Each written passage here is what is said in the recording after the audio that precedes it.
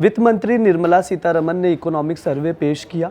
जैसे ही economic survey में आया हमारे सबके सामने, तैसे शेयर मार्केट में काफ़ी तेज़ी से इंक्रीज़ हुआ। सेंसेक्स उस वक्त इंक्रीज़ हुआ जैसे सर्वे आया और लगभग 800 अंकों की तेज़ी देखी गई।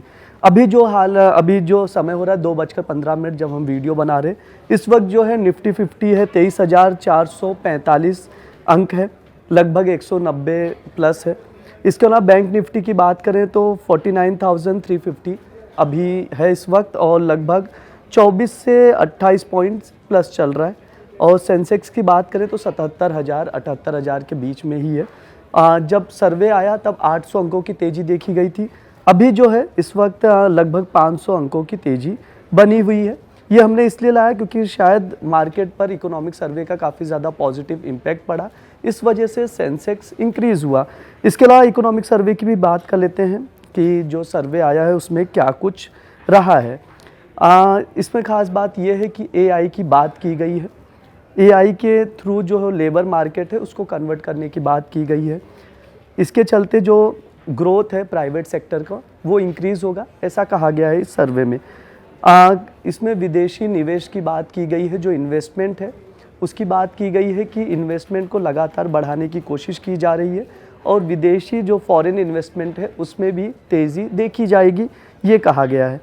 इसके अलावा इंफ्रास्ट्रक्चर की बात की गई है तो पीपीपी मॉडल पर वर्क किया जाएगा। पब्लिक प्राइवेट पार्टनरशिप जो मॉडल है उस पर ज़्यादा वर्क किया जाएगा जिससे ग्रोथ रेट इंक्रीज़ हो सके। खास बात यह है कि रिटेल महंगाई दर जो है वो कम हुआ है। जो फाइनेंशियल ईयर 2024 था उसमें 5.4% था, अब जो गिरकर है 4.9% पे आ गई है जो फाइनेंशियल ईयर 2025 है।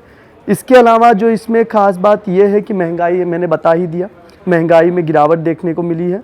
इकोनॉमिक जो ग्रोथ है, जीडीपी ग्रोथ है, उसमें तेज़ी आई है, ऐसा कहा गया है और आने वाले समय पर भी इसमें तेज़ी देखी जाएगी, ये इकोनॉमिक सर्वे में कहा गया है।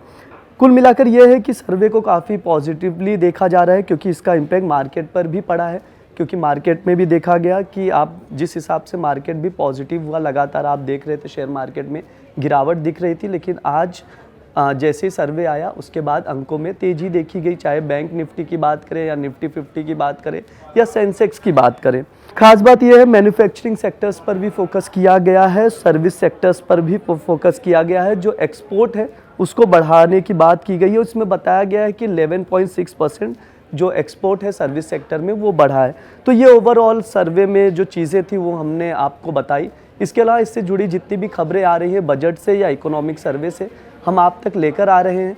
देखते रहिए दैनिक जागरण। शुक्रिया।